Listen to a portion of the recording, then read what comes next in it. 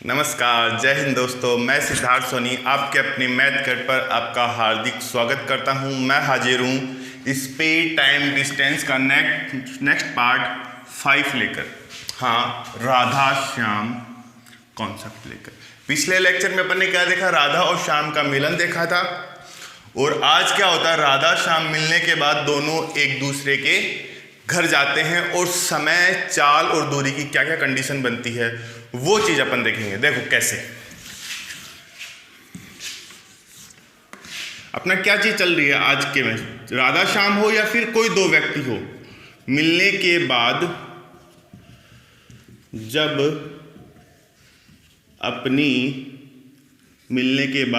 अपने गंतव्य स्थान पर जाते हैं तो समय, चाल और दूरी का संबंध क्या क्या होता है, ये चीज अपन देखेंगे। देखो क्या देखा था अपन ने पिछले लेक्चर में कि भाई ये राधा का घर था। ये किसका घर था? मान लो ये राधा का घर था और ये किसका घर था? श्याम का घर था। ये किसका घर था? श्याम। अब देखो होता क्या था इसमें कि राधा और श्याम मिलने के लिए निकलते हैं और राधा जिस टाइम पे निकलती है, श्याम उस टाइम पे निकल रहा था पिछले वीडियो में। तो राधा मान लो कि टी टाइम में यहां पे पहुंची थी और श्याम टी टाइम में यहां पे पहुंच गया। मान लो श्याम s2 स्पीड से चलता है और राधा किस स्पीड से चलती है? s1 स्पीड से चलती है। राधा किस स्पीड से चलती है? s1 स्पीड से चलती है। होता क्या है? इनका मिलने के बाद भैया क्या होता है? ये राधा श्याम के घर चली जाती है और श्याम बोलता है कि आप मेरे घर चले जाओ। ठीक है, तो राधा कहां पे गई? श्याम के घर चली गई। राधा श्याम के घर चली गई। तो देखो कितनी दूरी चली नहीं पता, लेकिन किस चाल से चल रही है? राधा s1 स्पीड से चल रही है। मान लो इसको कुछ टाइम लगा t1, तो इसने कितनी दूरी तय कर ली? s1 t1 दूरी तय कर ली नहीं कर ली। और जब श्याम यहां पे आ गया तो श्याम मिलने के बाद में राधा के घर जाता है, तो श्याम की चाल कितनी है? s2। और मान लो ये t2 टाइम में अपने गंतव्य स्थान मतलब राधा के घर आ जाता है। क्या यहां से अपन ये नहीं बता सकते कि राधा और श्याम के घरों के बीच की दूरी कितनी है? राधा और श्याम के घरों के बीच की देखो, या फिर मैं बोलूं दूरी, टोटल दूरी कितनी है? कुल दूरी मतलब d बराबर, दोनों को जोड़ दूं s1 t1 और s2 t2। तो राधा श्याम के घरों के बीच की दूरी तो ये है, लेकिन इनके दिलों के बीच की दूरी कितनी है? 0 है। ठीक है, तो दूरी तो भैया अपने पास s1 t1 plus s2 t2 आ जाती है।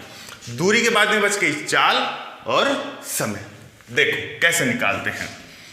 देखो इसको t1 टाइम लगाना, तो मान लो ये t1 टाइम किसको लगा था?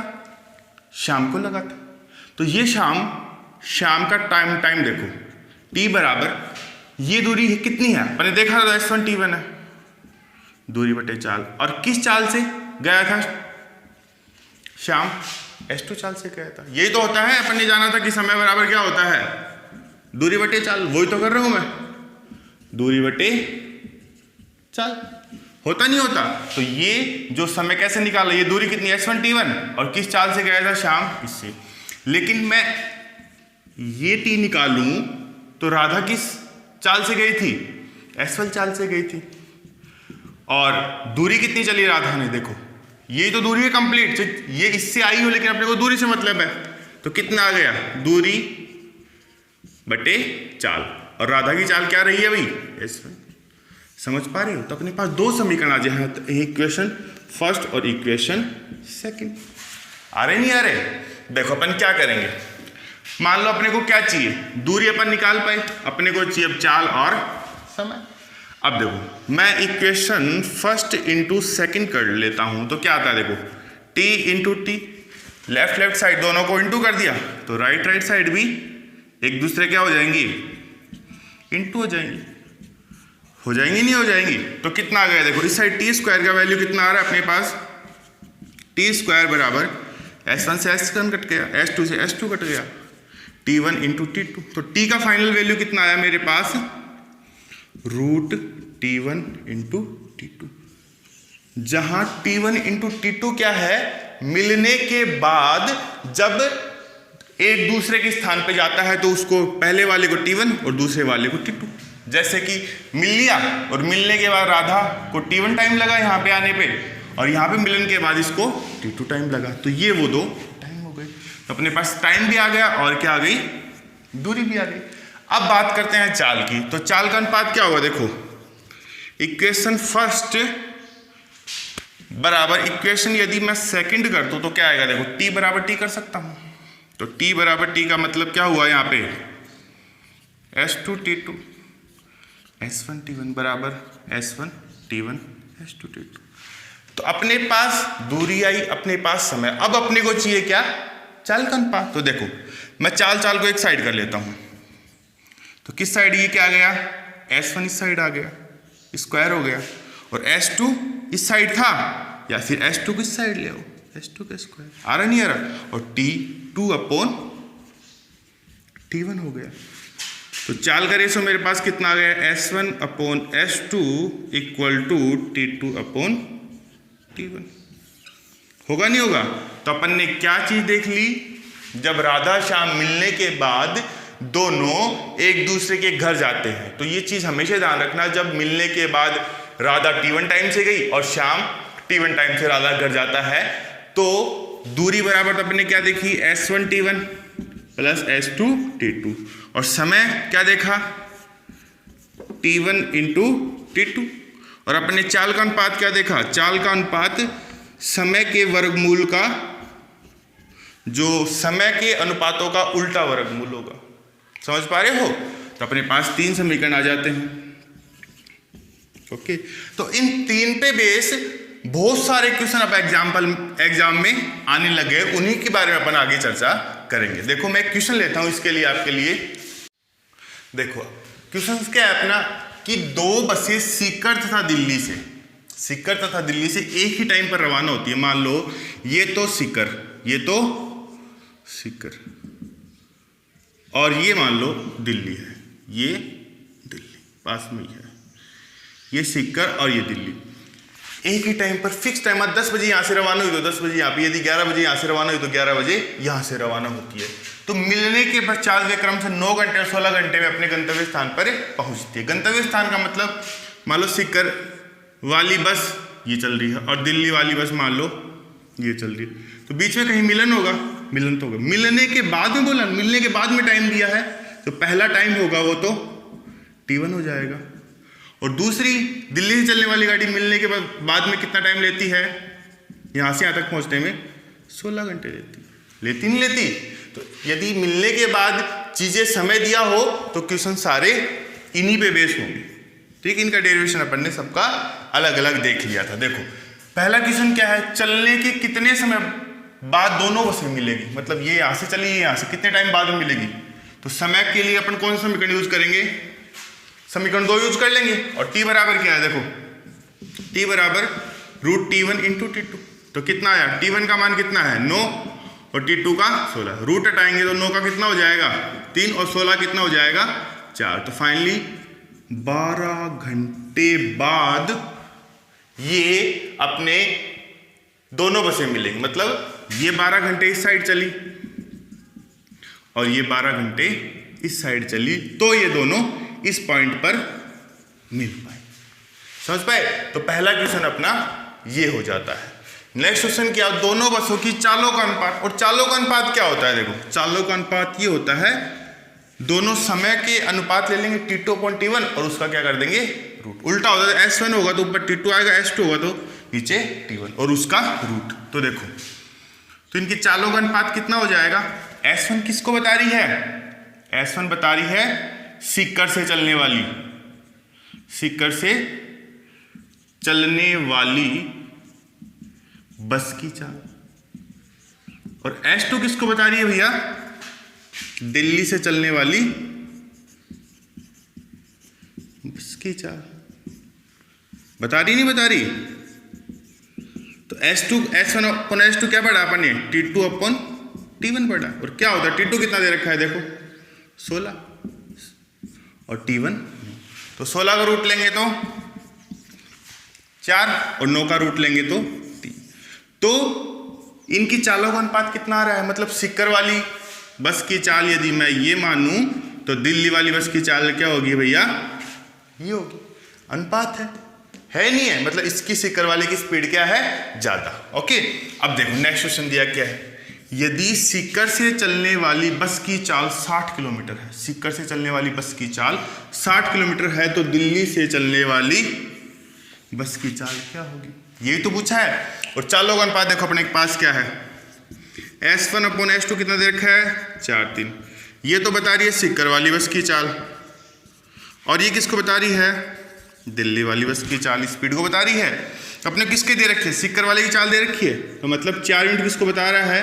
60 किलोमीटर प्रति घंटा। मतलब कितना गुना होगा? 15 चौक 60, 4 का भाग देके देख लेंगे, तो 15 गुना ही दिल्ली से चलने वाली की हो जाएगी। तो अपना आंसर क्या आ गया कि दिल्ली से चलने वाली ट्रेन की चाल कितनी है? 45 किलोमीटर प्रति घंटा, और सीकर चलने वाली ट्रेन की चाल 60 किलोमीटर प्रति घंटा। ये तो रियल S1 है और ये रियल S2। समझ पाए? लिख लो। फिर नेक्स्ट क्वेश्चन की तरफ बढ़ते हैं। देखो अपना नेक्स्ट क्वेश्चन क्या है। दो आदमी A और B एक ही समय पर क्रम से एक दूसरे की तरफ दिल्ली और आगरा से चलते हैं। ठीक है, मान लो ये दिल्ली है और ये आगरा है, ये दिल्ली है और ये आगरा है। ओके, चलते हैं। मिलने के बाद ये अपनी बची हुई यात्रा क्रम से, मतलब ये दिल्ली से चली, ये आगरा से चली, इनका मिलान तो हो गया। अब मिलने के बाद ये अपनी बची दूरी, तो दिल्ली की बची हुई दूरी ये है और आगरा वाले की बची हुई दूरी ये है। तो दिल्ली वाली क्रम से 7 से 1/9 घंटे और 6 से 1/4 घंटे में पूरी करते हैं। तो दिल्ली वाले कितने में कर रहा है अपनी बची हुई दूरी? 7 से 1/9 घंटे, या फिर इसको मैं कितना लिख दूं? 7 3 63 64/9 घंटे में तो ये अपनी बची हुई दूरी पूरी कर रहा है। और आगरा वाली अपनी कितने में कर रही है बची हुई दूरी पूरी? 6 से 1/4 घंटे में, 6 से 1/4, मतलब कितना बोल सकते हैं? 24 से 1 25/4 घंटे में अपनी बची हुई दूरी ये तय कर रही है। कर रही नहीं कर रही? अपने पास T1 अपने पास है और T2 अपने पास है। बोलो है नहीं है? ठीक है।